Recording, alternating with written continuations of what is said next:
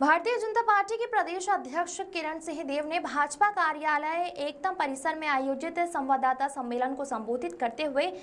केंद्र की सरकार द्वारा वक्फ संशोधन कानून और मुसलमान वक्फ कानून के संसद में पारित होने के पश्चात पार्टी द्वारा वक्फ सुधार जनजागरण अभियान के अंतर्गत छत्तीसगढ़ में 1 मई से लेकर 10 मई 2025 तक विभिन्न कार्यक्रमों का आयोजन किए जाएंगे। वक्फ सुधार जनजागरण अभियान के अंतर्गत केंद्रीय मंत्री डॉक्टर जितेंद्र सिंह प्रवास होगा और इस दौरान वह आउटरीच गतिविधियों और कार्यक्रमों में शामिल होंगे। भाजपा प्रदेश अध्यक्ष किरण सिंहदेव ने बताया कि प्रदेश इकाई द्वारा केंद्रीय मंत्री डॉक्टर जितेंद्र सिंह के लिए विभिन्न कार्यक्रम आयोजित किए जाएंगे। भाजपा प्रदेश अध्यक्ष किरण सिंहदेव ने बताया कि केंद्रीय मंत्री doctor Jitendra Singh press conference को संबोधित करेंगे। वह वक्फ सुधार जनजागरण अभियान के बारे में मीडिया को जानकारी देंगे, जिसके उद्देश्य वक्फ संशोधन अधिनियम के बारे में जागरूकता फैलाना और इसके लाभ कांग्रेस तक वक्फ के दुरुपयोग और भाजपा द्वारा पारदर्शिता, स्थानागत क्षमता और वास्तव में मुस्लिम समुदाय के विकास करने की प्रतिबद्धता है। प्रेस कॉन्फ्रेंस में वक्फ बोर्ड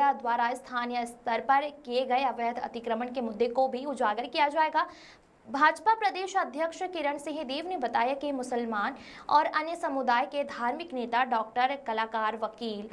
शिक्षाविद, महिला कार्यकर्ता, मीडिया प्रमुख और सोशल मीडिया इन्फ्लुएंसर को आमंत्रित किया जाएगा और टाउन हॉल आयोजित किया जाएगा। उम्मीद अधिनियम के प्रावधानों और उनके लाभों पर भी चर्चा की जाएगी। अल्पसंख्यक मोर्चा एवं महिला मोर्चा के नेतृत्व में सम्मेलन आयोजित किए जाएंगे, जिसकी अध्यक्षता केंद्रीय नेता करेंगे। वक्फ संशोधन एक प्रगतिशील और महिला हितैषी सुधार है, इसके तथ्य रखे जाएंगे। इन कार्यक्रमों में प्रभावशाली महिला नेताओं जैसे कलाकारों और स्थानीय रूप से विश्वसनीय आवाजों को आमंत्रित किया जाएगा। हम ईसाई समाज का मामला ले, ईसाई समाज है और उनके साथ भी एक सैद्धांतिक रूप से इन विषयों को लेकर सद्भाव बैठक इसका नाम से,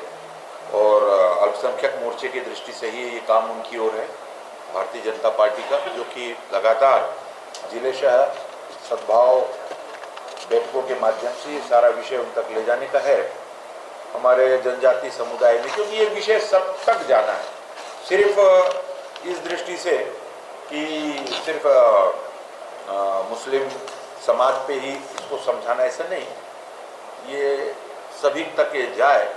और जो एक रॉन्ग नैरेटिव एक फैलाया जा रहा है जो पूरे देश में, और उसका जो यथार्थ है, उसकी इस नए बिल के संशोधन की जो सत्यता है, किस तरीके से इसको लेकर समाज के ही वंचित परिवार को आगे लाने का, क्योंकि इसका मिसयूज बहुत हुआ, और सिर्फ वक्फ से मतलब जो हिंदू हैं, सिख हैं, ईसाई हैं, ये तो बड़े पुराने समय से आप देख लीजिए, मुस्लिम समाज को भी इसका नुकसान बहुत हुआ, क्योंकि कुछ चंद प्रभावशाली लोगों के ये इसमें हाथ में ये आ गया था। और हम तमिलनाडु की घटना को देखें, अभी तमिलनाडु का विषय सब और है, और वहाँ के वक्फ बोर्ड ने तिरुवेंदुर गांव में 1500 साल पुराना, 1000 उस समय देख लीजिए आप, 500 साल पुराने तो ये कुछ था भी नहीं वक्फ बोर्ड या ये, और चंद्रशेखर स्वामी मंदिर और उसके आसपास के कड़ियाकुरिची गांव पर स्वामित्व का दावा कर दिया। और इस तरीके से एक हिंदू धार्मिक भूमि पर कब्जा का विषय आया। गुजरात में है, बेट द्वारका में दीप विवाद है, ये भी बहुत पुराना है, शिव शक्ति सोसाइटी है। मनंबम केरल ऐसे वक्फ बोर्ड के 400 एकड़ भूमि पर दावा किया, और जिसमें से 1000 भूस्वामियों और लगभग 600 से अधिक ईसाई परिवार, जिसमें कई मछुआरे हैं, उन पर इसका प्रभाव पड़ा। अब ये वर्षों पुराना है, कोई 500 साल, 800 साल, 1000 साल पुराना, तो इसका दुरुपयोग काफ़ी हुआ कुछ में। और इसमें अगर हम देखेंगे तो हरियाणा में है, अब जैसे कर्नाटक का सबसे महत्वपूर्ण है कर्नाटक की, और इसलिए मैं ध्यान दिलाऊंगा कि 2 लाख करोड़ की, इसमें मैं स्पष्ट रूप से बताऊंगा कि इसमें 2 लाख करोड़ की चोरी तक हुई है। 2012 की एक रिपोर्ट में इसका खुलासा हुआ कि कर्नाटक में 22,000 एकड़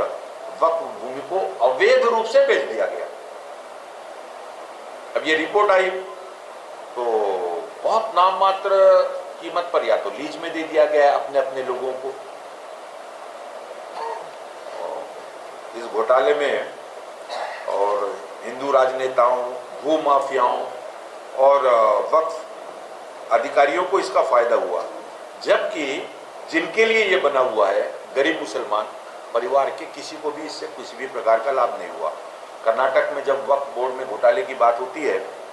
तो कई कांग्रेस नेताओं और अधिकारियों के नाम इसमें सामने आए।